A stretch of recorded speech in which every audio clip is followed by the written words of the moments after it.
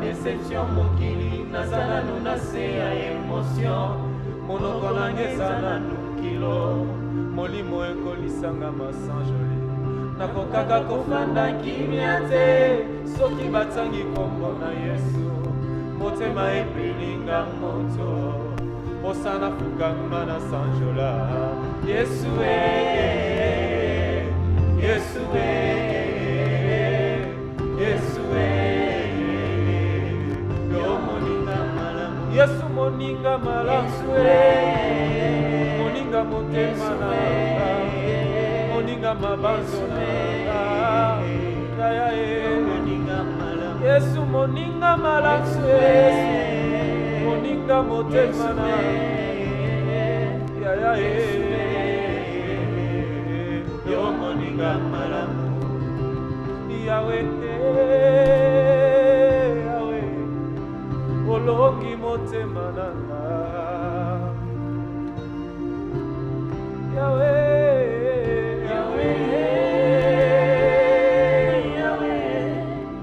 Oloki motema nanga. Que Dieu vous bénisse au nom merveilleux de notre Seigneur et Sauveur Jésus-Christ. Nous bénissons l'Éternel notre Dieu cet après-midi pour l'enseignement qu'il nous a donné et aussi pour la vie qu'il nous communique. Amen.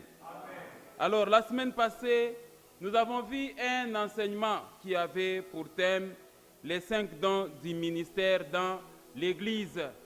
Et aujourd'hui, nous allons continuer avec la même série des enseignements, mais cette fois-ci, nous allons voir un enseignement qui a pour thème les 5 buts des 5 dons du ministère dans l'Église. Amen, amen. Les 5 buts des 5 dons du ministère dans l'Église, c'est le thème que nous allons développer, toi et moi, cet après-midi. Est-ce que j'ai parlé à quelqu'un? Bien-aimé dans le Seigneur, c'est un enseignement qui touche plus aux serviteurs et qui conscientise non seulement les serviteurs de Dieu, mais aussi les chrétiens, afin qu'ils sachent le pourquoi de leur rôle dans l'Église. Pourquoi on t'a donné telle ou telle autre fonction dans l'Église? Et aujourd'hui, nous devons savoir pourquoi tu es pasteur, pourquoi tu es évangéliste, pourquoi tu es apôtre, pourquoi tu es docteur, pourquoi tu es prophète, ainsi de suite. Est-ce que j'ai parlé à quelqu'un? Notre verset de base est en Éphésiens, chapitre 4, les versets 11 à 15, que nous pouvons lire rapidement. Regardez. Et il a donné, c'est Dieu qui donne. C'est Jésus-Christ qui donne. Et il a donné les uns comme apôtres, les autres comme prophètes, les autres comme évangélistes, les autres comme pasteurs et docteurs. Voilà les 5 dons du ministère. Le verset 12.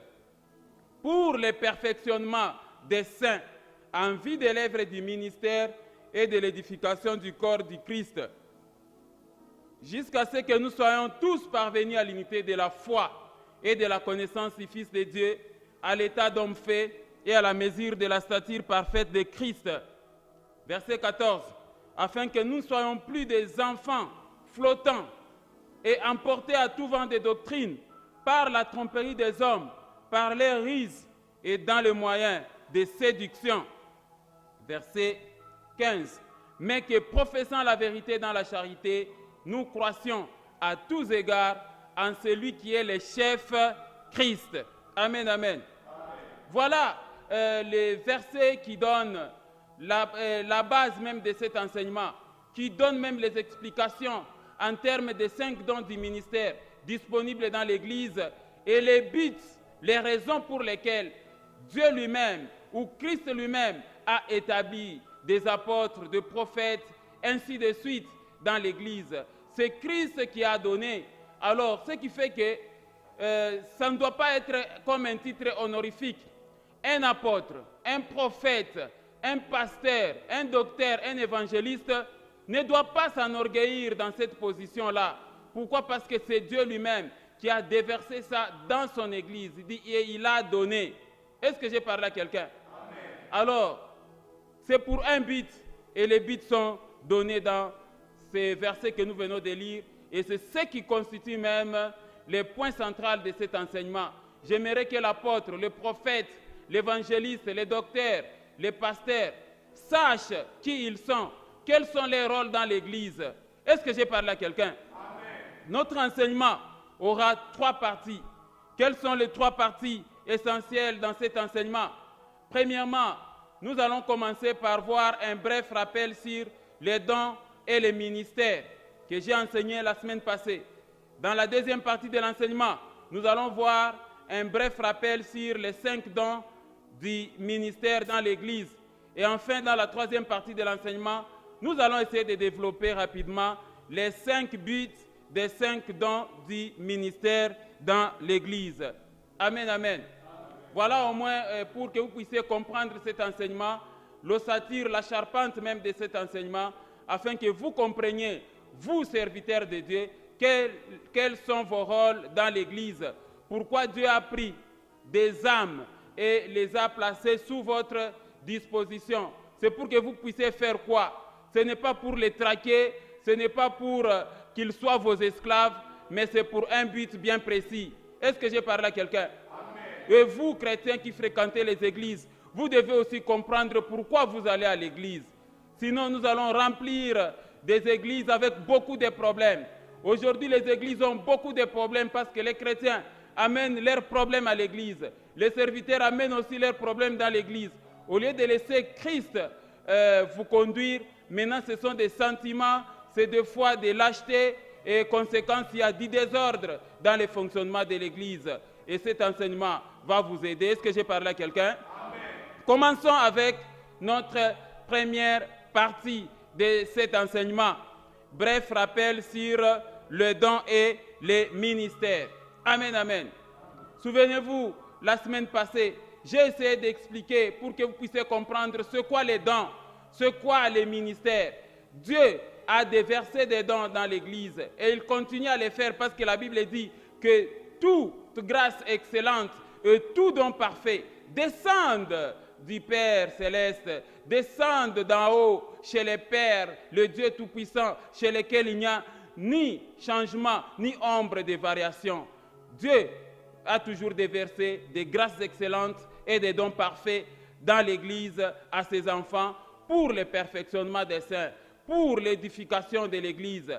Et voilà pourquoi quand l'apôtre Paul parle même des manifestations de l'Esprit et même des parler en langue, il dit, puisque vous cherchez des dons spirituels, puisque vous cherchez à en posséder, que cela soit pour l'édification de l'Église, que vous cherchez à en posséder abondamment, et non pas pour s'enorgueillir et pour commencer à vendre vos dons aux chrétiens. Est-ce que j'ai parlé à quelqu'un?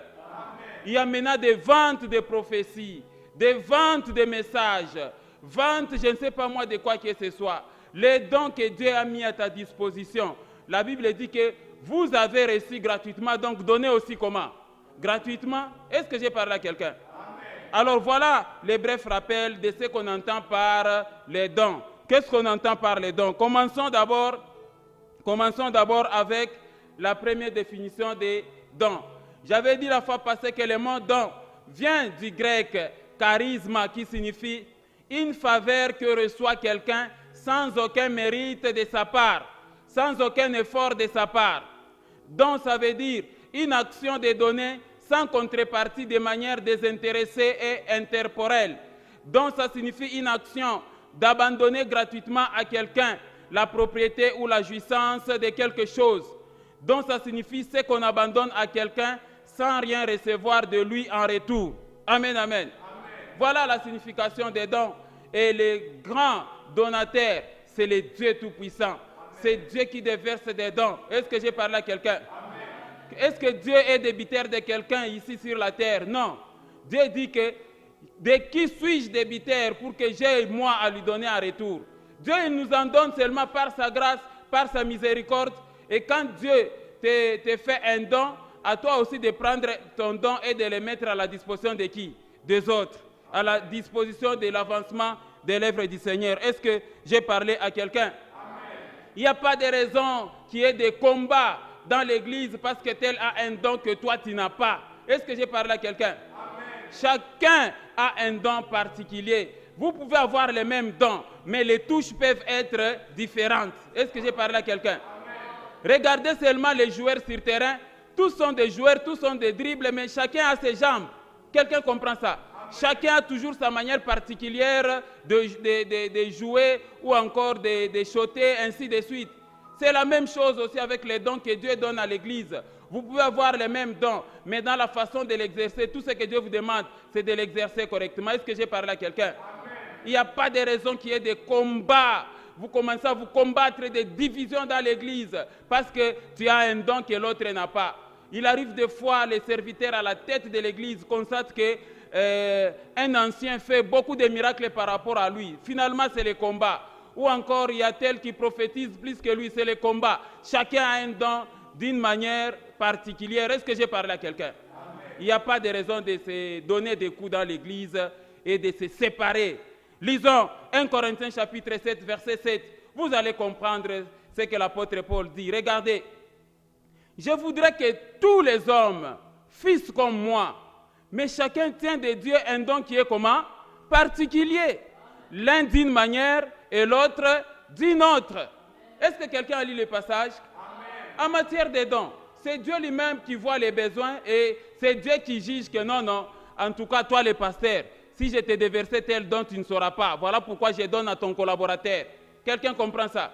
Le jugement c'est au ciel. Alors pasteur, tu te fâches pourquoi? Parce que celui qui est à tes côtés a un don que tu as jugé supérieur par rapport à toi. Tous ce sont des dons au même pied d'égalité. Est-ce que quelqu'un comprend ça? Apôtre, tu ne dois pas te fâcher parce que le prophète qui est à côté de toi est en train de prophétiser. Ou encore, l'évangéliste qui est à côté de toi amène beaucoup d'âmes par rapport à toi. Quelqu'un comprend ça? Voilà la signification du don. Passons, toujours dans la première partie, passons au concept ministère. Comment j'avais expliqué la fois passée ce qu'on entend par les ministères? Amen, amen. Donc, brièvement, qu'est-ce qu'il faut retenir de ces mots? Le mot ministère veut dire une charge, un emploi ou une fonction que l'on a mission d'exercer, créant des devoirs ou des obligations. C'est un ensemble de fonctions exercées dans l'Église par un serviteur de Dieu ou encore par un fidèle et conférées soit par ordination ou encore par institution. Ministère, ça veut dire des services et des activités attachées à une fonction. Et ministère, ça veut dire toute intervention de quelqu'un dans un emploi, dans une fonction ou dans un service. Amen, amen. Voilà la définition des ministères. Et Paul a toujours insisté que non, vous devez bien exercer votre ministère dans l'Église. Quelqu'un comprend ça? C'est un service, c'est-à-dire Dieu peut vous mettre au cœur d'être pour que vous soyez un ouvrier dans l'Église. Alors vous devez faciliter les ouvriers. Est-ce que j'ai parlé à quelqu'un? Il n'est pas question de mettre des blocages et des cales aux personnes qui veulent servir Dieu. Quelqu'un comprend ça? Si quelqu'un veut servir Dieu en toute sincérité, laissez-les servir au lieu de mettre des cales et dire que non, ici c'est seulement moi. Et alors les choses qui se passent dans le monde, on les a transportées aussi dans l'église. Voilà pourquoi il y a des désordres, des dislocations. Et les églises sont en train de naître comme des champignons. Tout simplement parce que on veut toujours s'accaparer de tous les services. On ne veut pas accepter les ministères des autres. Est-ce que j'ai parlé à quelqu'un? Lisons 1 Corinthiens chapitre 4, verset 6, vous allez comprendre que même les ministères, ce sont les dons que Dieu a déversés dans l'Église. Est-ce que j'ai parlé à quelqu'un? Je disais encore qu'on a où? 1 Corinthiens chapitre 12, verset 4 à 6. La Bible dit ceci. Il y a diversité des dons, mais les mêmes esprits. Verset 5. Diversité des ministères, mais les mêmes seigneurs. Verset 6. Diversité d'opérations, mais le même Dieu qui opère tout et en tout. Amen, amen. Voilà, donc c'est très clair. Il y a beaucoup de dons dans l'Église. Il y a beaucoup aussi de ministères dans l'Église. Et c'est Dieu qui opère tout. Le même esprit opère. Et c'est question seulement que vous puissiez vous mettre ensemble. Parce qu'une équipe qui est divisée ne peut jamais subsister. Ne peut jamais avoir de victoire. Même une maison divisée ne peut jamais subsister. Est-ce que j'ai parlé à quelqu'un? Voilà ce qui concerne la première partie de cet enseignement. Passons à la deuxième partie de notre enseignement, mes frères et sœurs. Nous allons voir cette fois-ci un bref rappel sur les 5 dons du ministère dans l'Église. Amen, amen. Voilà, Dieu a déversé, comme nous l'avons lu dans le livre d'Éphésiens chapitre 4 au verset 11. Et il a donné les uns comme apôtres, les autres comme prophètes, les autres comme évangélistes, les autres comme pasteurs et docteurs. Et la fois passée, j'avais donné les rôles de chaque serviteur de Dieu dans l'Église. Une Église complète doit avoir les 5 dons du ministère là-bas. Il faut que dans une Église, dans une assemblée, qu'il y ait des apôtres, qu'il y ait des prophètes, des évangélistes, des pasteurs et des docteurs. Et le tout forme le corps des serviteurs de Dieu. Amen, amen. Commençons avec, à titre de rappel, commençons avec un évangéliste. Amen, amen. Voilà. Évangéliste ou encore don du ministère d'un évangéliste. C'est un serviteur de Dieu qui annonce la bonne nouvelle du salut de Dieu et de notre Seigneur Jésus-Christ et qui a pour mission principale de gagner les âmes des païens et les ramener à Christ. Il amène les païens à la repentance, à la conversion et à la nouvelle naissance. Amen, amen. L'évangéliste annonce la bonne nouvelle. L'évangéliste, il explique la repentance. Il amène les gens jusqu'au pasteur qui doit les baptiser. Est-ce que j'ai parlé à quelqu'un? Et on avait dit la fois passée son message, repentez-vous car le royaume des cieux est proche, croyez au Seigneur Jésus-Christ qui est mort, qui est ressuscité, qui est monté au ciel et qui reviendra pour nous prendre. Est-ce que j'ai parlé à quelqu'un? C'était ça le rôle d'un évangéliste. Le deuxième rôle, le deuxième don du ministère qu'on a vu la fois passée, c'est le ministère d'un pasteur. Pasteur ou encore don du ministère d'un pasteur. Le pasteur, c'est qui? C'est aussi un serviteur de Dieu qui annonce la bonne nouvelle du salut de Dieu et de notre Seigneur Jésus-Christ. Et il a pour mission principale l'encadrement des âmes gagnées par les évangélistes. Les âmes gagnées sont des brebis et les pasteurs et les bergers.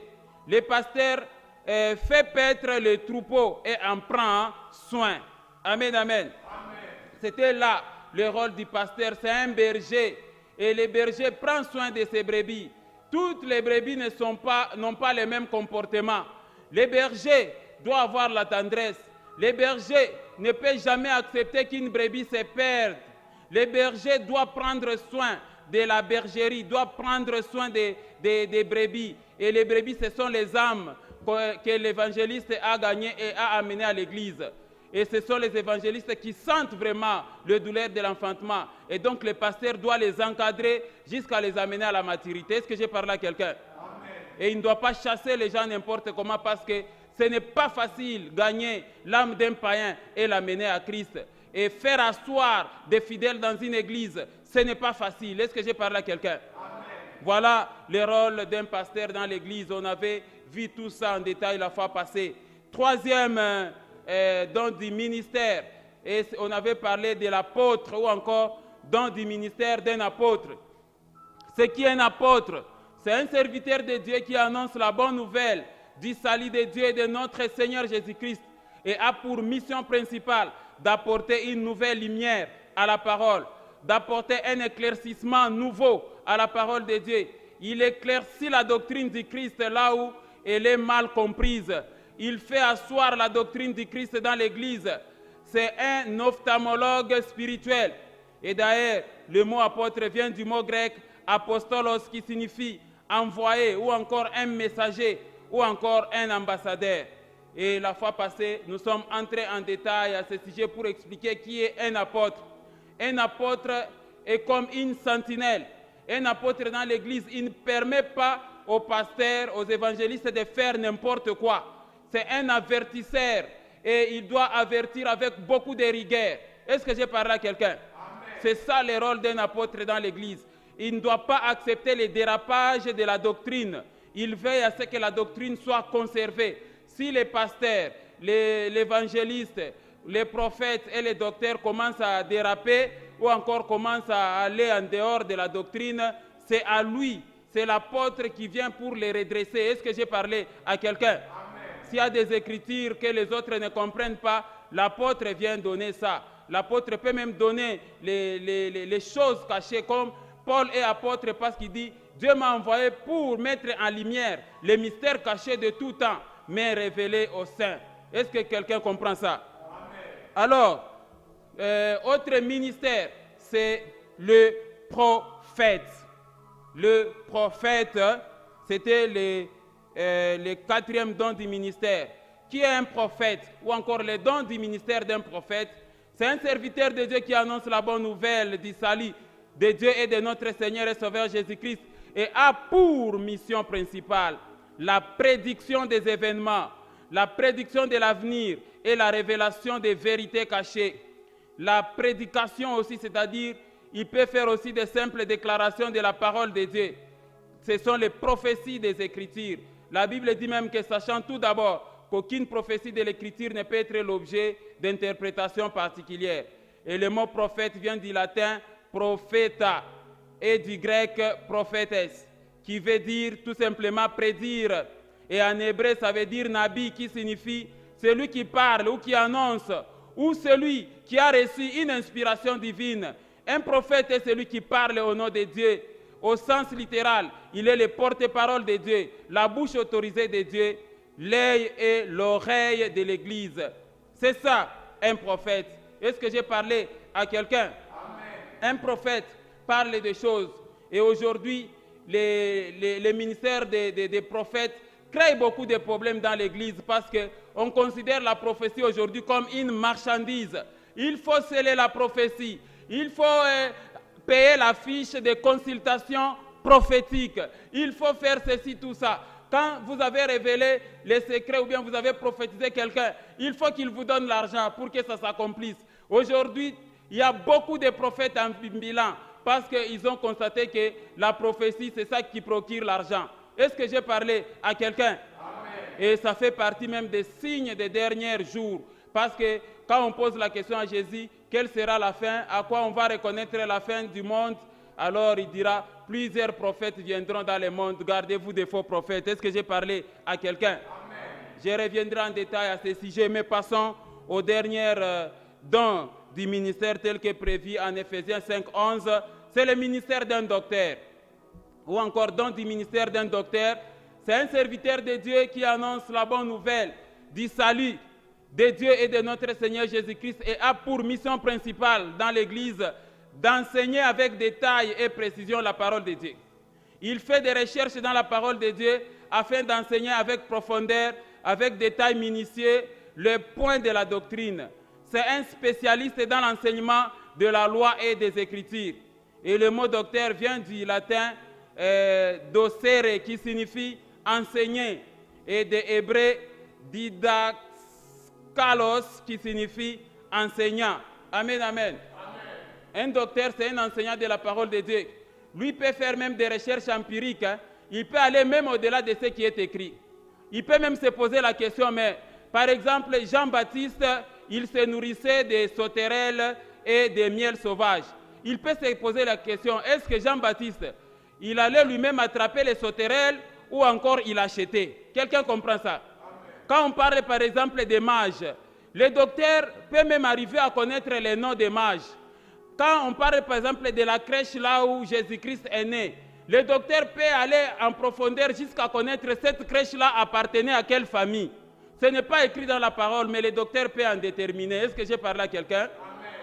Alors quand on parle d'Hérodias, le docteur lui peut savoir la fête a eu lieu quand, quels sont les deux gardes du corps d'Hérode qui sont descendus dans la prison pour décapiter la tête de Jean-Baptiste. Ce n'est pas écrit dans la parole, mais le docteur peut arriver à déterminer et jusqu'à savoir cette tête-là qu'on avait décapitée à Jean-Baptiste et qu'on a remis à Hérodias, elle est partie où cette tête, qu'est-ce qu'on a fait avec?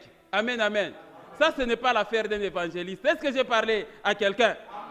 Donc, voilà pourquoi, que tu sois apôtre, prophète, docteur, évangéliste, il n'y a pas à se bagarrer dans l'église. Quelqu'un comprend ça? Amen. Et c'est comme ça que je vous ai donné la synthèse. Quelles sont les particularités, quels sont les points communs et les points, quelles sont les particularités de tous les dons du ministère. Évangéliste, c'est un gagneur d'âme. Pasteur, c'est un berger, un encadreur. Apôtre, c'est un éclaireur de la doctrine. Prophète, c'est un prédicateur d'avenir et d'événements. Il parle au nom de Dieu. Docteur, c'est un enseignant, chercheur de la parole. Tous aboutissent à un seul ministère, à savoir le ministère de la réconciliation entre l'homme et son Dieu. Amen, amen. Donc, dans l'Église, les 5 dons du ministère doivent se souder pour produire les résultats. Il faut que l'homme se convertisse. Est-ce que j'ai parlé à quelqu'un? Et quels sont leurs points communs? Leurs points communs, c'est que tous sont des serviteurs de Dieu dans l'Église. Tous annoncent la bonne nouvelle du salut dans l'Église. Tous sont égaux dans l'Église et tous dépendent de Dieu. Tous ont les mêmes objectifs et tous sont des dons de Dieu immérités. Est-ce que j'ai parlé à quelqu'un? Voilà comment il faut comprendre les 5 dons du ministère. Soyez ensemble comme une équipe bien-aimée. Il ne faudrait pas que toi, l'apôtre, tu constates que le pasteur à tes côtés commence à te gêner. Non, non. Vous êtes une équipe. Dans une équipe de football, même si c'est un défenseur qui a marqué, les attaquants ne seront pas mécontents. Ils seront très contents de voir que non, voilà, le défenseur nous a sauvés par sa tête et voilà, nous venons d'égaliser ou bien nous venons de gagner. Et c'est la fête de tout le monde. Pourquoi, vous les serviteurs de Dieu, vous ne pouvez pas même imiter les joueurs de football? Est-ce que j'ai parlé à quelqu'un? Vous devez être ensemble. Passons maintenant à notre dernière partie de l'enseignement. Troisième partie, les 5 buts des 5 dons du ministère dans l'Église. Amen, amen. Ça, c'est vraiment parfait. Dieu a donné 5 dons du ministère que je venais de vous expliquer. Et il en a mis aussi combien de buts?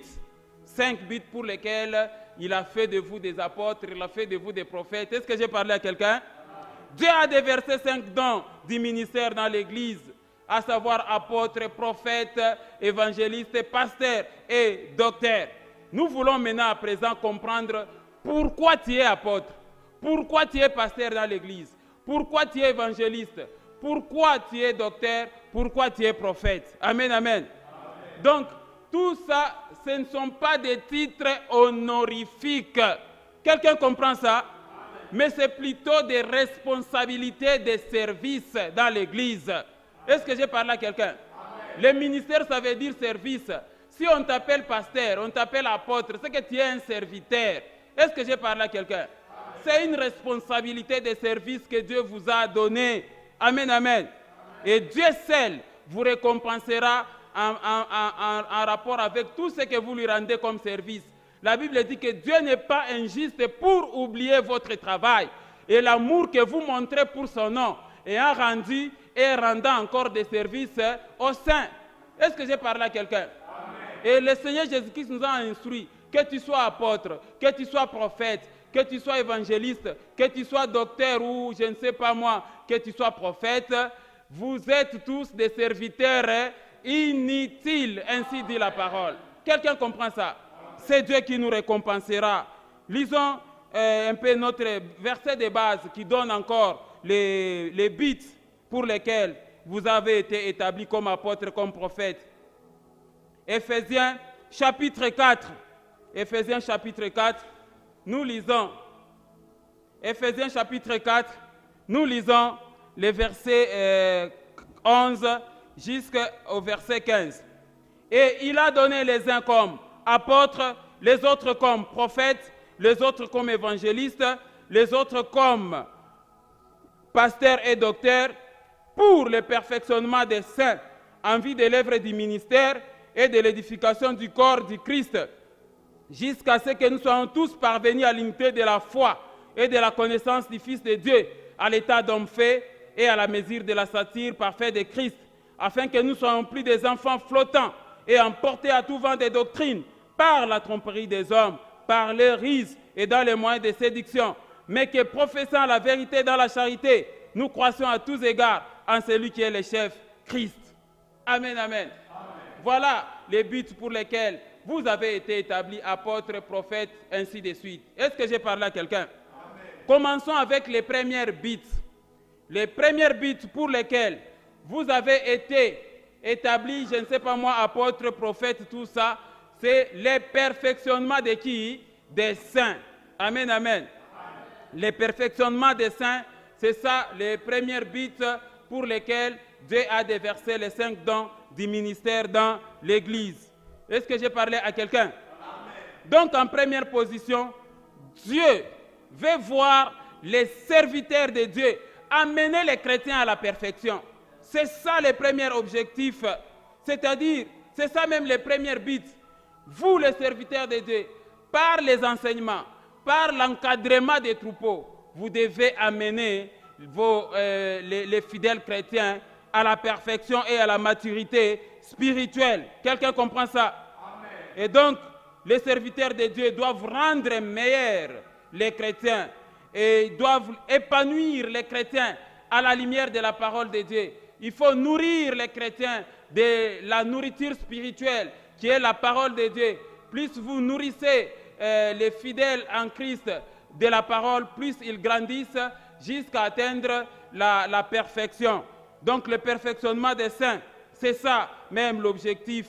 Il faut développer dans les chefs des chrétiens les bonnes qualités du Christ et élever leur degré de perfection. Est-ce que nous pouvons vérifier ça? Amen. Lisons Colossiens chapitre 1, versets 28 à 29. Vous allez comprendre quelque chose. Regardez. C'est lui que nous annonçons, c'est-à-dire c'est Jésus-Christ que nous annonçons aux chrétiens. C'est lui que nous annonçons, exhortant tout homme et instruisant tout homme en toute sagesse, afin de présenter à Dieu tout homme devenu comment? Parfait en Christ. C'est ça l'objectif. Regardez le verset 29. C'est à quoi je travaille en combattant avec sa force qui agit puissamment comment? En moi. Est-ce que j'ai parlé à quelqu'un? Les bergers, apôtres, prophètes, tout ça, ainsi de suite. Vous avez l'obligation d'abord d'aimer Christ, ensuite d'incarner Christ dans la vie de vos fidèles. Quelqu'un comprend ça?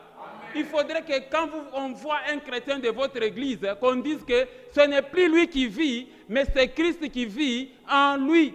Est-ce que j'ai parlé à quelqu'un? Les chrétiens doivent vivre sans tâche, sans reproche, améliorer leur conduite, améliorer la qualité de leur conduite. Et les serviteurs qui ont reçu les 5 dons du ministère en tant qu'apôtres, prophètes, évangélistes, pasteurs, docteurs, votre souci, c'est de voir vos enfants grandir dans la parole et arriver à la perfection. Est-ce que j'ai parlé à quelqu'un? Vous devez aider les chrétiens en ce sens-là par des enseignements. Lisons 2 Corinthiens, chapitre 13, verset 11. Vous allez voir ce que l'apôtre Paul dit. Regardez. Au reste, frères, soyez dans la joie. Faites quoi?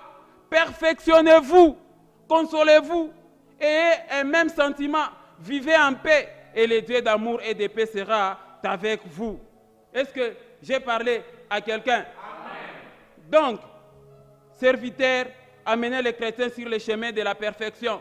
C'est ça les raisons pour lesquelles Dieu vous a établi apôtres, prophètes, tout ça. Ce n'est pas pour l'argent, commencer à traquer les gens, amener l'argent, faire ceci, tout ça. Non, non. Il faut que les chrétiens grandissent. Amen, amen.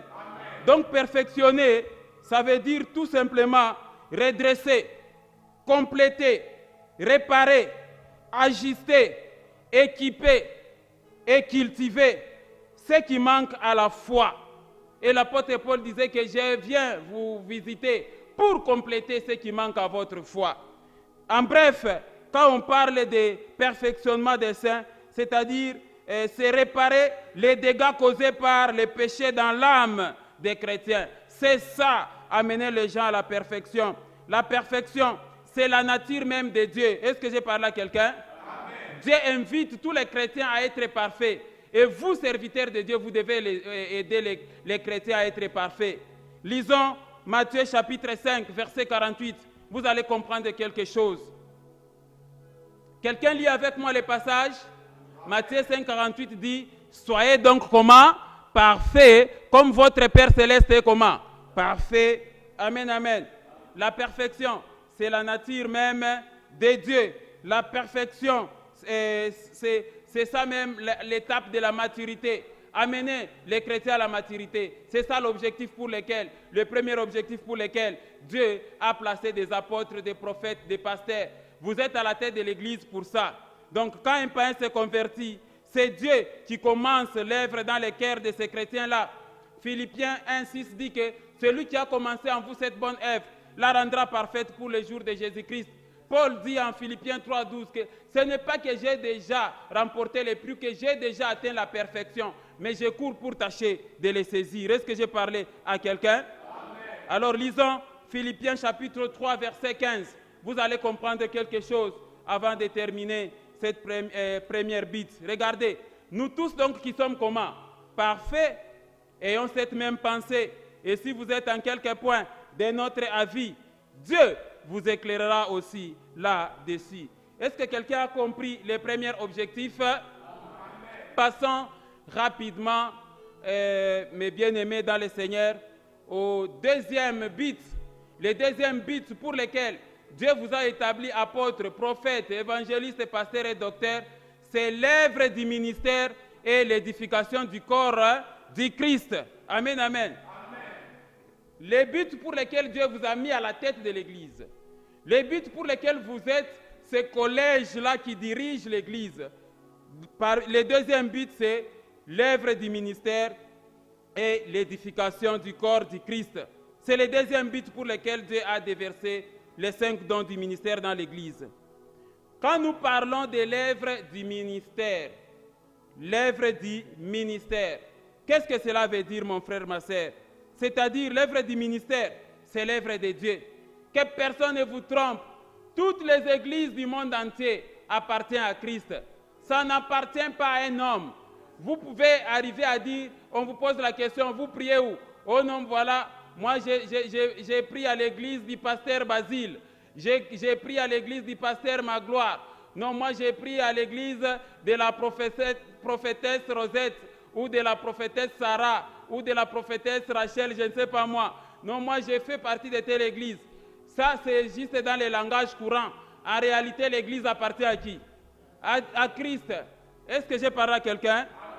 L'église appartient à Dieu et à son Christ, que personne ne vous trompe. L'église n'appartient à personne. Être pasteur, être prophète, être docteur, être évangéliste ou être apôtre à la tête de l'église n'est pas synonyme que l'église appartient à ces messieurs-là ou à cette dame. Parce que tous sont des passagers. Est-ce que je parle à quelqu'un? Et avoir ça, comme je le répète, ce n'est pas un titre honorifique, c'est tout simplement un service, un don de Dieu à l'homme. Donc tout serviteur doit mettre au service de l'Église les dons qu'il a reçus de Dieu. Est-ce que j'ai parlé à quelqu'un?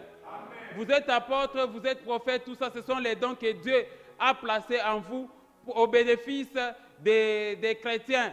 Et donc, tout prophète, tout apôtre, tout évangéliste, pasteur ou docteur ne doit pas s'enorgueillir de cette position-là. Est-ce que j'ai parlé à quelqu'un? Mais ce que nous voyons souvent, c'est le contraire. Parce que tu es à la tête de l'Église, c'est fini. Tous les autres, vous les considérez comme des esclaves. Les anciens qui sont autour de toi ne peuvent jamais te donner un conseil. Là, tu es prêt à les chasser. Tu dis non, c'est moi qui avais commencé cette Église. Mais est-ce que tu en termineras? Amen, amen. L'Église est une institution. Toi, tu mourras un jour et l'Église va rester. Voilà pourquoi il y a des désordres après la mort du pasteur ou bien de l'apôtre. Soit c'est la famille qui commence à apporter des désordres, soit encore il y a de la rébellion. Les autres vont aller créer des églises à gauche, à droite.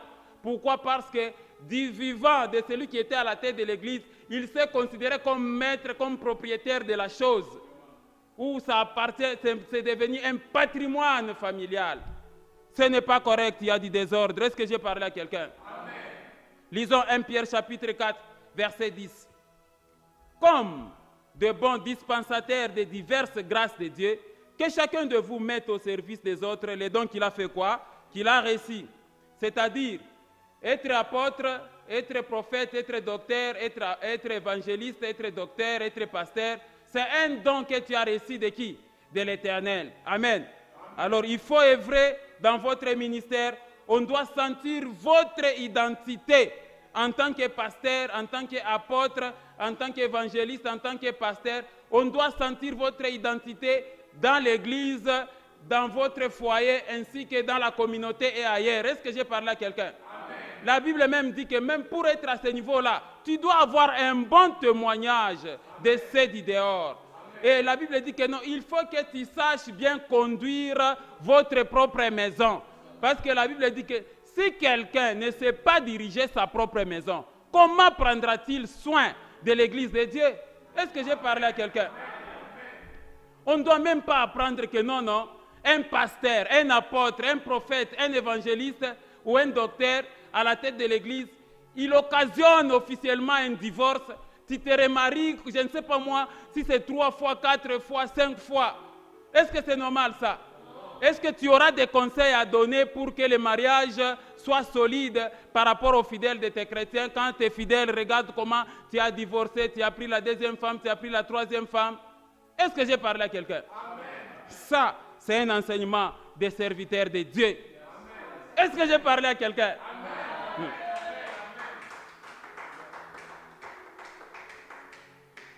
Mes frères et sœurs, il y a une mauvaise utilisation du don des ministères dans les services par les serviteurs. Ils ont un mauvais témoignage dans leur agissement. Ils ternissent leur image et l'image de l'Église. Ils ont des mauvais agissements au point que les chrétiens se demandent est-ce qu'on a affaire à un pasteur ou pas? On a affaire à un apôtre ou pas? Des fois, ça crée du désordre dans l'Église.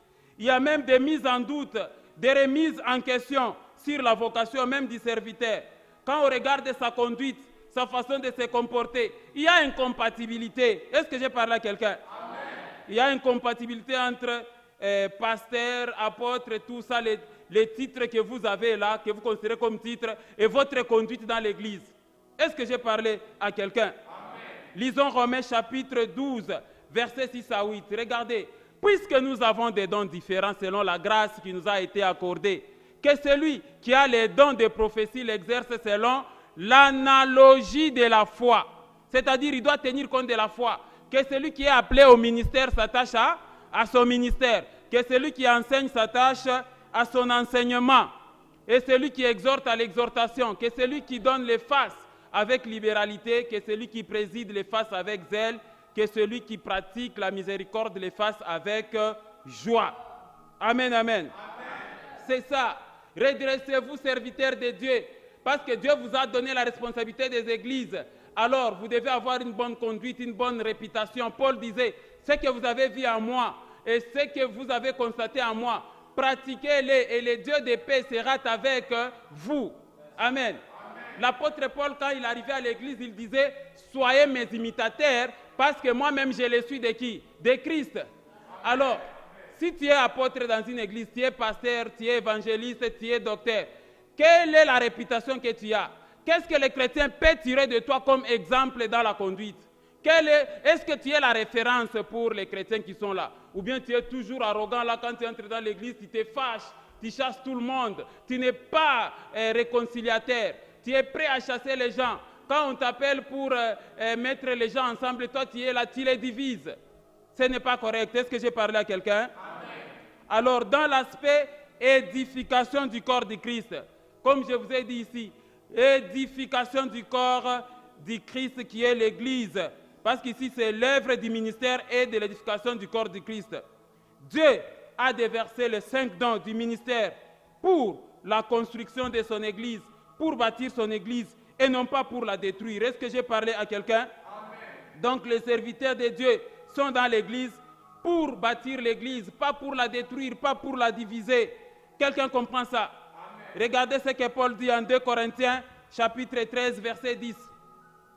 C'est pourquoi j'écris ces choses, étant absent, afin que présent, je n'ai pas à user de rigueur selon l'autorité que le Seigneur m'a donnée pour l'édification et non pour la destruction. Amen, amen. Donc, en tant que serviteur de Dieu, Dieu vous a donné une certaine autorité sur les fidèles, non pour la destruction, mais pour l'édification. Mais chez certains serviteurs, c'est le contraire. Il y a des serviteurs qui sèment la division. Bien sûr, le serviteur de Dieu a des fois de l'autorité. Il arrive des fois, un pasteur peut vous dire, venez, tous les fidèles de mon église, venez avec des balais à la main. Vous viendrez avec des balais. Il peut vous dire que non, venez habillés en couleur blanche. Vous allez chercher des habits de couleur blanche, vous venez avec. Venez que chacun vienne avec un bâton, vous viendrez avec les bâtons. Que chacun vienne avec les chocolats, vous viendrez avec les chocolats. Pourquoi? Parce que les serviteurs de Dieu a une certaine autorité. Mais toi, le serviteur de Dieu à qui Dieu a donné cette autorité-là, tu ne dois pas considérer les enfants de Dieu qui sont dans ton église comme des esclaves. Est-ce que j'ai parlé à quelqu'un? On trouve des fois des serviteurs de Dieu qui donnent de très mauvais conseils, des orgueils qui apportent des faux jugements sur des problèmes qu'on les présente. Et conséquence, c'est la rébellion, c'est la prolifération des églises. Vous trouvez des serviteurs de Dieu aussi sans église. Ils sont en train d'errer seulement dans les déserts, à la montagne, tous les jours. Les autres sont dans les bis, tous les jours. Quelle est votre église d'attache? Donc, des prophètes ambulants, pasteurs ambulants, apôtres ambulants, dans les taxis bis, et vous vous donnez des coups parce que vous voulez monter dans un grand bis, alors que c'est le tour du mini-bis Dubaï. Quelqu'un comprend ça? Amen. Quand quelqu'un se retire dans les déserts pour prier, voilà les prophètes. Quelle est votre église? Parce que du lundi jusqu'à dimanche, vous êtes toujours dans les déserts. Vous n'avez pas de bergeries et vous êtes là seulement pour prophétiser et demander de l'argent. Est-ce que c'est correct ça? Et conséquence, il y a aussi l'abandon de la foi. Tout ça parce que les serviteurs de Dieu sont sujets aujourd'hui des scandales dans les églises. Ils font n'importe quoi. Ils se croient permis de tout faire, ce qui n'est pas correct. L'adultère, les mensonges, on trouve ça chez les serviteurs de Dieu. La gestion de l'argent pose problème. La gestion des patrimoines pose problème. On prend les chaises de l'église, on les fait louer et les pasteurs bouffent l'argent. On prend je ne sais pas moi quoi, on fait louer, les pasteurs font n'importe quoi. Quand vous conseillez au pasteur qui a arrêté l'adultère, il te dit, est-ce que tu connais mon alliance que j'ai fait avec mon Dieu? Est-ce que tu connais ce que Dieu m'avait dit? Ce n'est pas correct. Est-ce que j'ai parlé à quelqu'un? Et tout ça parce que les serviteurs exercent très mal leur ministère. Lisons 2 Timothée, chapitre 4, le verset 5. Regardez. Mais toi, sois sobre en toutes choses. Supporte les souffrances. Fais l'œuvre d'un évangéliste. Remplis bien quoi? Ton ministère. Ça, c'est Paul qui exhorte Timothée pour lui dire, remplis bien ton ministère. Est-ce que j'ai parlé à quelqu'un? Il y a beaucoup de problèmes dans les églises. Quelqu'un peut venir dans l'église pensant qu'il ne va pas trouver le combat. Il trouve le combat dans l'église. Amen, amen. Et les 5 dons du ministère, c'est pour l'édification de l'église et pour l'œuvre du ministère. Nous vous exhortons, serviteurs, à exercer convenablement votre ministère. Est-ce que j'ai parlé à quelqu'un? Troisième but pour lequel Dieu a donné les 5 dons du ministère, c'est parvenir à l'unité de la foi et de la connaissance du Fils de Dieu. C'est le troisième but des 5 dons du ministère. Vous êtes pasteur, apôtre, prophète, évangéliste et docteur. C'est pour amener les chrétiens de votre église à l'unité de la foi en Christ et pour la connaissance du Fils de Dieu. Est-ce que j'ai parlé à quelqu'un? Amen. Premièrement, comment parvenir à l'unité parfaite de la foi. Parvenir à l'unité parfaite de la foi. L'unité de la foi dans l'Église doit être au centre des motivations des serviteurs de Dieu. Vous devez apprendre à mettre les chrétiens ensemble dans l'exercice de leur ministère. Le serviteur ne doit pas être un semeur de troubles. Le serviteur ne doit pas être un semeur de divisions dans l'Église. Et même dans les foyers des chrétiens, il y a beaucoup de pasteurs, des apôtres, des prophètes qui sont à la base de plusieurs divorces dans leurs églises. Ce n'est pas correct. Est-ce que j'ai parlé à quelqu'un? Il y a des couples qui ont divorcé à cause de toi, pasteur, à cause de toi, évangéliste. Des fois, il y a des jeunes gens, quand un jeune homme envoie sa fiancée pour aller recevoir les conseils auprès du pasteur, le pasteur dit à la fille, toi, tu vas entrer dans le feu. Qui t'a demandé d'accepter ces garçons-là? Lisons 1 Corinthiens chapitre 1, verset 10. Je vous exhorte, frères, par le nom de notre Seigneur Jésus-Christ, à tenir tous un même langage et à ne point avoir de divisions parmi vous, mais à être parfaitement unis dans un même esprit et dans un même sentiment. Amen. Amen. Donc il faut savoir s'accorder dans la divergence d'opinion. Un serviteur de Dieu, c'est un rassembleur. Et un serviteur de Dieu doit reconnaître aussi ses limites. Des fois, quand il est au niveau de ses limites, c'est là où, pour l'autre, ça commence. Est-ce que j'ai parlé à quelqu'un? Il faut se compléter. Si le serviteur de Dieu est plein, il se croit être rempli de lui-même, il connaît tout, il sait tout, dans tous les départements, il est là. C'est ça le problème. Est-ce que j'ai parlé à quelqu'un? Lisons un peu rapidement Philippiens 1, 27. Vous allez comprendre. Regardez. Seulement, conduisez-vous d'une manière digne de l'évangile de Christ, afin que soit que je vienne vous voir, soit que je reste absent, j'entende dire de vous que vous demeurez comment? Ferme, dans un même esprit, combattant d'une même âme pour la foi de l'évangile. Amen. Amen. Nous pouvons lire aussi Philippiens chapitre 2. Philippiens chapitre 2. Le verset 1 dit ceci. Si donc il y a quelque consolation en Christ, s'il y a quelque soulagement dans la charité, s'il y a quelque union d'esprit, s'il y a quelque compassion et quelque miséricorde, rendez ma joie parfaite, ayant un même sentiment, un même amour, une même âme et une même pensée. Amen, amen. Amen. Donc il faut savoir s'accorder. Et c'est comme ça le psaume dit, voici, oh, qu'il est doux, qu'il est agréable pour des frères de demeurer comment? Ensemble. Alors il ne faudrait pas que quand on regarde les collèges des serviteurs, ils ne s'entendent pas. Les chrétiens ne s'entendent pas. Alors nous avons affaire à quel type d'église aujourd'hui? Église des gens qui sont divisés. Est-ce que j'ai parlé à quelqu'un? Amen. Autre objectif de parvenir à l'unité de la foi, il y a aussi parvenir à la connaissance du Fils de Dieu, Jésus-Christ. Les serviteurs de Dieu, dans l'exercice de leur ministère, doivent se préoccuper de transmettre la connaissance de la parole de Dieu aux enfants de Dieu qui viennent, qui fréquentent leur église. Est-ce que j'ai parlé à quelqu'un? Amen. Il y a beaucoup d'églises remplies de chrétiens ignorants des Écritures. Ils ne savent rien des Écritures. Quand on commence à enseigner la parole, ils dorment et ils ronflent. Quelqu'un comprend ça? Amen. Alors, apôtres, prophètes, évangélistes, pasteurs et docteurs, préoccupez-vous de la connaissance de vos fidèles. La parole de Dieu dit que cela est bon et agréable devant Dieu notre Sauveur qui veut que tous les hommes soient sauvés et parviennent à la connaissance de la parole. Amen. Amen. Amen. Donc il faut que vous amenez vos chrétiens à la connaissance de la parole, sinon ils seront des bourriques spirituels. Vous entrez dans l'église, vous ne comprenez rien de l'enseignement, vous sortez dans l'église, vous ne comprenez rien. Le dimanche encore, vous venez, vous ne comprenez rien. Le niveau de connaissance est trop faible. Et voilà pourquoi Osée dit que mon peuple est péri, mon peuple est détruit parce qu'il lui manque quoi? La connaissance.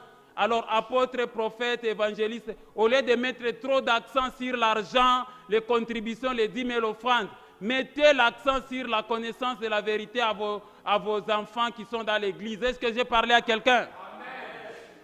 Lisons Jean chapitre 17, versets 1 à 3. C'est la prière sacerdotale de Jésus-Christ. Regardez, après avoir ainsi parlé, Jésus leva les yeux au ciel et dit, Père, l'heure est venue, glorifie ton Fils, afin que ton Fils te glorifie. Verset 2. Selon que tu lui as donné pouvoir sur toute chair, afin qu'il accorde la vie éternelle à tous ceux que tu lui as donné. Regardez maintenant le verset 3. Or, la vie éternelle, c'est qu'ils te connaissent, toi, le seul vrai Dieu, et celui que tu as envoyé, Jésus-Christ. Voilà pourquoi parmi les dons, le but pour lequel Dieu a déversé les 5 dons du ministère, le but pour lequel Dieu t'a fait apôtre, prophète, évangéliste et tout ça, la Bible dit que non seulement c'est pour l'œuvre du ministère et l'édification du corps de Christ, jusqu'à ce que nous soyons tous parvenus à la connaissance du Fils de Dieu. Amen, amen. Passons au 4e but pour lequel Dieu nous a donné les 5 dons du ministère. C'est pour que nous ne soyons plus des enfants flottants, emportés à tout vent de doctrine par la tromperie des hommes, par les ruses et dans les moyens de séduction. Amen. Plusieurs séducteurs sont venus dans le monde.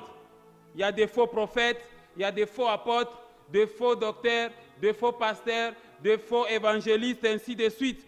Ils sont déguisés en apôtres de lumière. Ils séduisent des fois vos fidèles. Ils séduisent beaucoup de personnes. Et la Bible dit que dans les derniers temps, il y a des faux prophètes qui feront beaucoup de miracles jusqu'au point de séduire les élus. Amen, amen. Alors, le but des 5 dons du ministère dans l'Église, c'est pour que les chrétiens soient affermis, pour que les chrétiens ne soient pas des enfants flottants et emportés à tout vent de doctrine par la tromperie des hommes, par les ruses et dans les moyens de séduction. Est-ce que j'ai parlé à quelqu'un? Chers pasteurs, apôtres, prophètes, docteurs, est-ce que vous savez que vos fidèles, des fois, sont courtisés ailleurs par des faux prophètes, par des faux apôtres, et ils y vont, on va leur faire des cérémonies, ils vont peut-être manger des chocolats, ils vont manger la chair des serpents. À la recherche de la délivrance, les gens font n'importe quoi. Les autres, on peut même leur pousser à des séances d'adultère. À tout ça, la recherche de la délivrance, et ils acceptent n'importe quoi. Là, à qui la faute? La faute est partagée. D'abord au chrétien lui-même qui estime que pour être délivré, tout chemin est possible. Et il y a aussi la faute de toi, serviteur, parce que tu as laissé tes chrétiens dans l'ignorance. Les chrétiens dans l'ignorance. Est-ce que j'ai parlé à quelqu'un?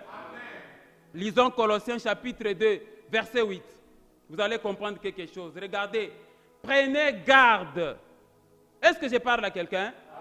Prenez garde que personne ne fasse de vous sa proie par la philosophie et par une vaine tromperie, s'appuyant sur la tradition des hommes, sur les rudiments du monde et non sur Christ. Amen, amen. On vous fait n'importe quoi, n'importe quelle cérémonie, consultation prophétique, viens me voir seulement, on vient, on va prier, donne l'offrande qui te fait mal au cœur, on fait ceci, tout ça, et les chrétiens sont emballés dans les séductions de ce monde. Est-ce que j'ai parlé à quelqu'un? 1 Timothée chapitre 4 verset 1 à 3. Mais l'Esprit dit expressement que dans les derniers temps, quelques-uns abandonneront la foi pour s'attacher à des esprits séducteurs et à des doctrines de démons, par hypocrisie de faux docteurs, portant la marque de la flétrissure dans leur propre conscience, prescrivant de ne pas se marier et de s'abstenir d'aliments que Dieu a créés pour qu'ils soient pris avec action de grâce par ceux qui sont fidèles et qui ont connu la vérité. Amen, amen. Attention avec la séduction. Et quand Dieu t'a placé apôtre, prophète, c'est pour que les fidèles de ton église ne soient pas trompés par n'importe quoi. Il ne faudrait pas qu'ils soient ballottés à tout vent de doctrine par la tromperie des hommes. Dernier but pour lequel Dieu a déversé ses ministères, c'est de professer la vérité dans la charité. Amen. Toute personne qui adhère à la doctrine du Christ, c'est un témoin de Christ et de sa résurrection. Et Dieu a donné les 5 dons du ministère pour que nous puissions être des témoins. En Acte 1:8, il dit, vous recevrez le Saint-Esprit et vous serez mes témoins à Jérusalem, dans la Judée, dans la Samarie, jusqu'aux extrémités de la terre. Amen, amen. Et en Matthieu, Jésus dit, allez, faites de toutes les nations mes disciples. Donc en tant que chrétien, tu dois toujours partager la parole de Dieu partout où tu es. Faites de toutes les nations les disciples. Les dons du ministère sont déversés dans l'Église pour former les autres. Amen, amen. Pour assurer la relève afin que tous aient quelque chose à partager. Ne sois pas que toi, apôtre, là, tu vas vivre éternellement ici-bas sur terre. Les hommes passent, les institutions restent. Il faut institutionnaliser vos églises. Est-ce que j'ai parlé à quelqu'un? Lisons 2 Timothée 2:15. La Bible dit ceci. Efforce-toi de te présenter devant Dieu comme un homme éprouvé, un ouvrier qui n'a point à rougir, mais qui dispense droitement la parole de Dieu. C'est pour professer la vérité dans la charité. Et quand nous allons aussi dans les livres de 2 Timothée 4, 1 à 2, la Bible dit ceci. Je t'en conjure devant Dieu et devant Jésus-Christ qui doit juger les vivants et les morts, et au nom de son avènement et de son royaume.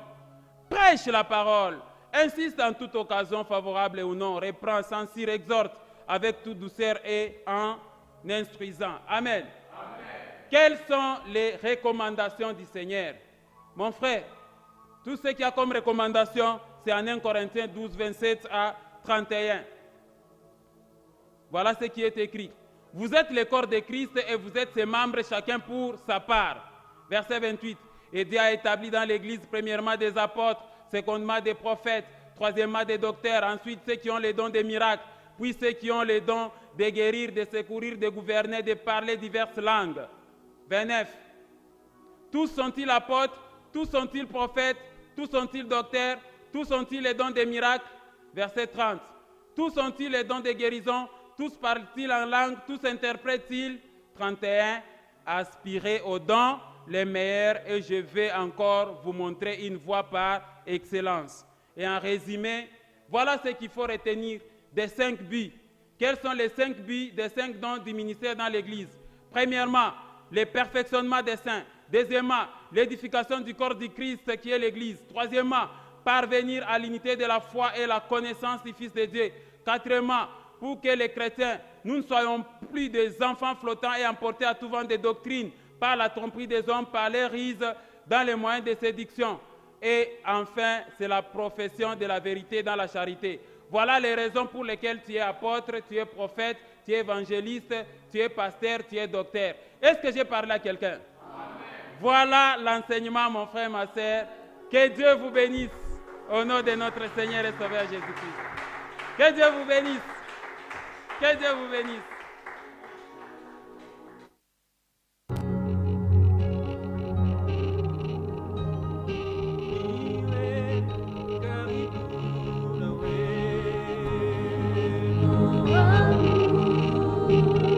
Hata katika